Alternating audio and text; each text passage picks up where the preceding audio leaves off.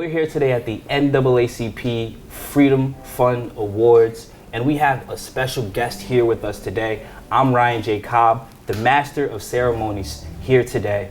And I feel honored to be in the room with you right now, Mr. Crump. I've watched you on the Breakfast Club and just the work you've been doing over the past years.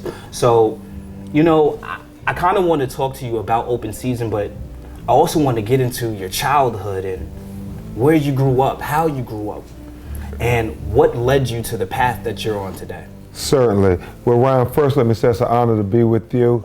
And as I stated earlier, you represent our future. You're the reason we're fighting. And I mean that from the heart. Young brothers like you, the best that we have to offer the world. I'm sure Judge Robinson would agree. My background, I grew up the oldest child of a single mother who had 3 boys in rural North Carolina. Lumberton was the city. And it's still profound to me how my mother did it. We often hear about how black women are the foundations for the black community. I literally watched my mother make miracles every day. She worked 2 jobs. She worked in the factory, Converse shoe factory, and she worked doing a laundry for a hotel, and always managed to put a hot meal on the table for us in between jobs, and always encouraged us that despite what was going on right now in our lives, that life was going to get better. But she always reminded me of this, and I often say it in speeches. My mother said, life isn't fair, life is hard. You make it fair by what you bring to the table. And if you don't bring anything to the table, don't expect anybody to let you sit down at the table. Most definitely. And I never forgot that. Even while I was going through college, I kept saying, this education is something I'm going to bring to the table. And when I graduated from college, I told my mother, I'm bringing something to the table. Did she go to college? She did not. She sacrificed her education for me. Okay. What about the relationship with your father? I did not know my biological father until I was 19 years old. He was in the military, and for whatever circumstances, he wasn't in my life. And, when you were young, you didn't understand that.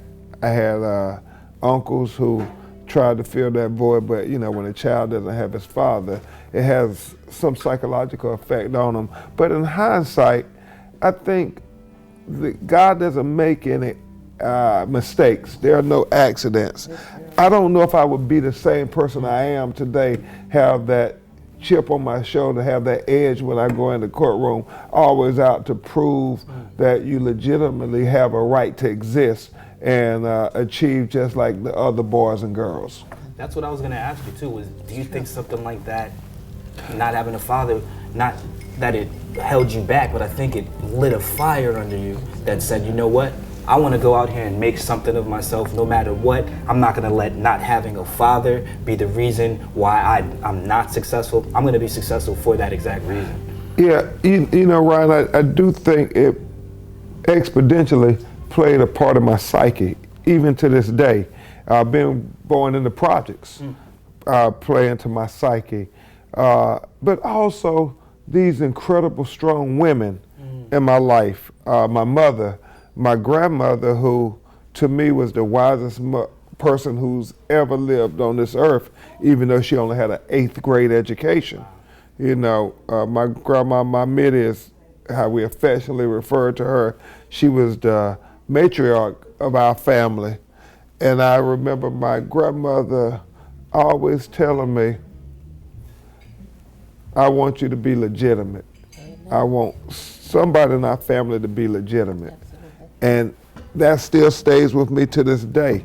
When we go fight these battles, you're not just fighting for a particular client or fighting for our community. You're fighting for our ancestors too, those people who dreamed and sacrificed and prayed for us to be in this role today, to be able to give our children the American dream, give them the opportunity to be able to fulfill their destinies that God has for them without so many obstacles that we had to endure. And so I just pay homage to those women a lot, because without them, I know I can't even imagine where I would be without my mother and my grandmother. And it seems evident in even just the people you keep around you. You know, you came here with majority women. You know, it seems like you have a trust barrier that's like, you know what, I'm going to trust women first before anybody. It seems that way. And you brought some people with you, and I don't want to be rude, right? So we have the Honorable Sandra Robinson here.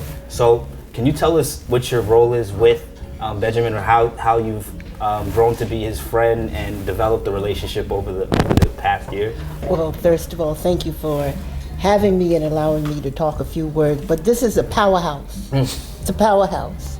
I've been in MBA for many years, and I'm a life member. And really, he has been a mentor. He served as our president for a number of years, and I was right there with him. Yes. But seriously, when Attorney Ben Crump gets into something, he's in it. He is totally submerged with obtaining the facts and getting to the truth. I applaud you. I applaud you always. And the cases that we've seen on television, especially down in Ferguson and in Sanford. Yeah, and Florida. You know, every time I see a Skittle, I said, oh my goodness, oh my goodness. But it's a wonderful situation when an organization can have a leader that is extremely powerful and dedicated to the rule of law. Most definitely, and I thank you for that. And what you're saying, all of that about social justice, I want to get into open season. And I just want to say something about that.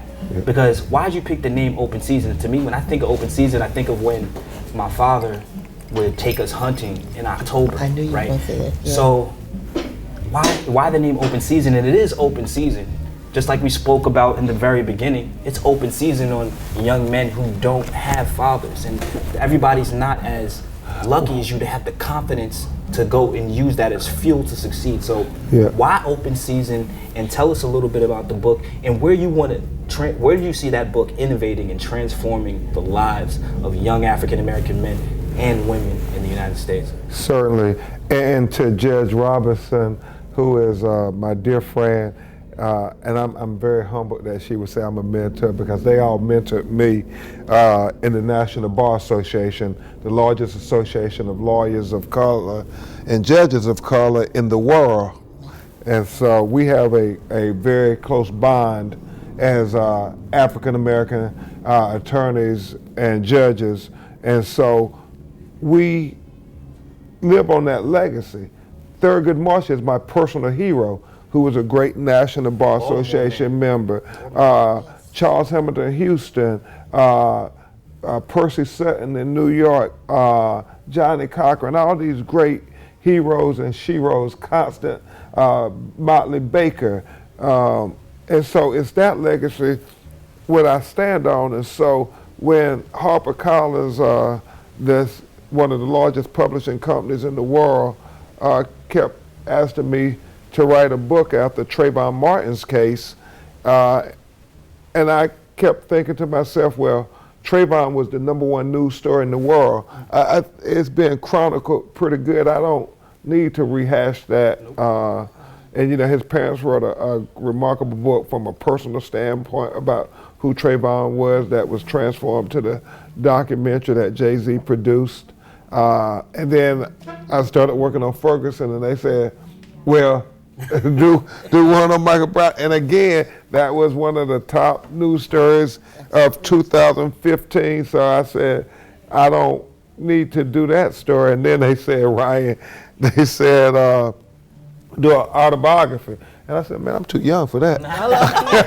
You know, I still got some life left. Right. And so it was deep because when I was out in Ferguson, in the aftermath of Michael Brown, this 18-year-old kid who was shot with his hands up, and the chant, hands up, don't shoot, started being heard around the world. It was out there that the Black Lives Matter activists, these young people who refused to remain silent and wouldn't let them sweep his death under the rug, they were protesting, and they called in the National Guard. And with all their military equipment, these tanks and armors, and so it was unbelievable. But they had these assault rifles, and there was this young brother, and I never forget it. You know, he was out there, and they had the rifles trained on him center mass, and he was just fearless. He came right up to the guns. It was almost as if his face was practically touching the tip of the rifles. And he said, with all us out there, all the cameras out there, go ahead and kill me now. Right. With all the cameras out here, because y'all gonna kill us when they leave, so kill me now so the world can see how y'all are killing us. And it was riveting because he was right. It is important for the world to see how they're killing us, but not just in these high-profile police shootings, but more poignantly, Ryan, how they are killing us every day, in every city, in every state, in every courtroom in America. Soft killing. Yeah, with these trumped-up felony convictions, killing us softly. And so that's why I wrote this book, because, you know, 1 out of every 5 black men in states like Florida and Tennessee, Judge, are convicted felons. And the statistics are very similar in most of the states in America. And the experts opine if that trend continues, in the next 25 years, every 1 out of 3 black men in America will be convicted felons. So Ryan, I'll make it personal, and then I'll let you ask your next question. I tell people when I'm speaking, consider you are a black parent and you have a son. I do. And you have a nephew and you have a male cousin.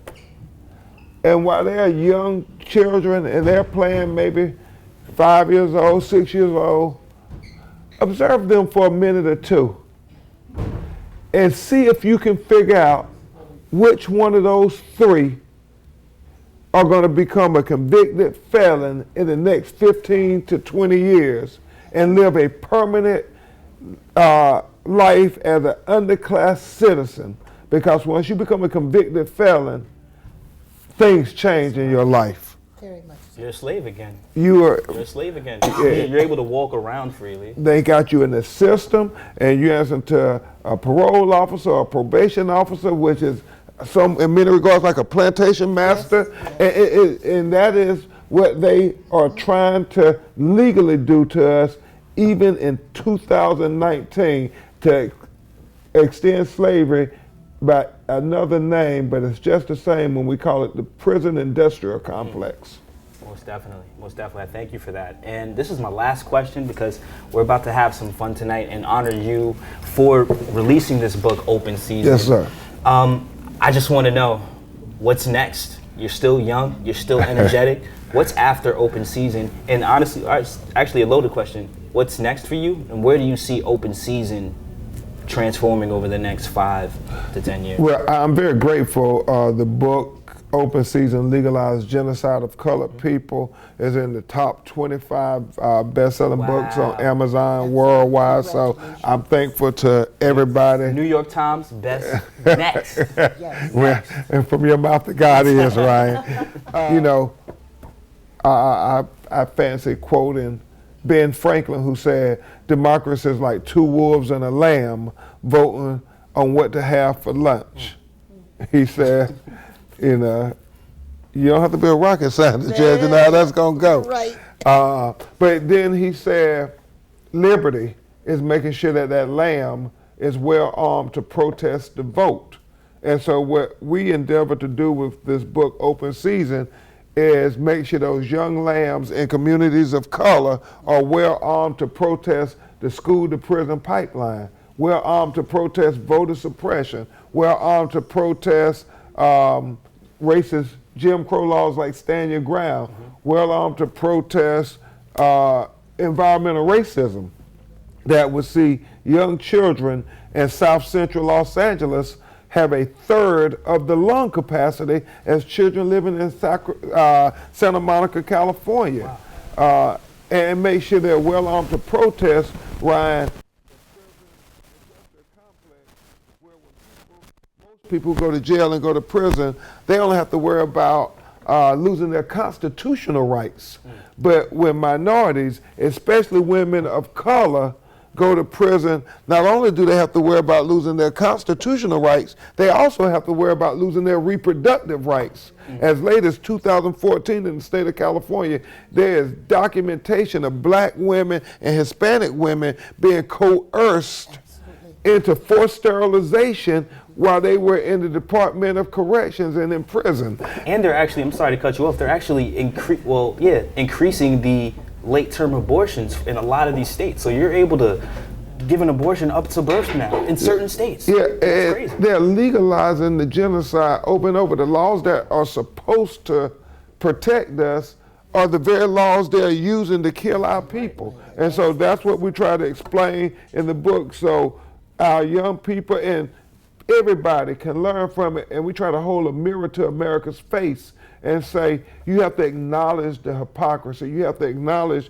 the racism and discrimination within the institutions of governance, because until you admit there's a problem, we can't get to a solution. Wow. Amazing. Well, I appreciate your time. Tell the camera, look at the camera and tell everybody where to get your book, where it's at.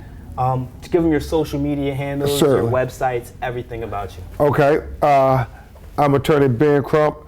I have the honor of being interviewed by Ryan at the NAACP Freedom Fund down in Bergen County, New Jersey. My book is Open Season, Legalized Genocide of Colored People. You can get it in all bookstores. It's published by Amazon, published by HarperCollins. Social media handler is at Attorney Crump, attorney spelled out, ATTORNEY, Crump, C as in Charlie, RUMP as in Paul. And right now we're filming a Netflix series that'll be coming out early part of 2021. So stay tuned. And you heard it from, thank you so much, Mr. Crump. Thank you, Ryan. Our future. Thank you so much. I appreciate it. Thank you guys, that was it.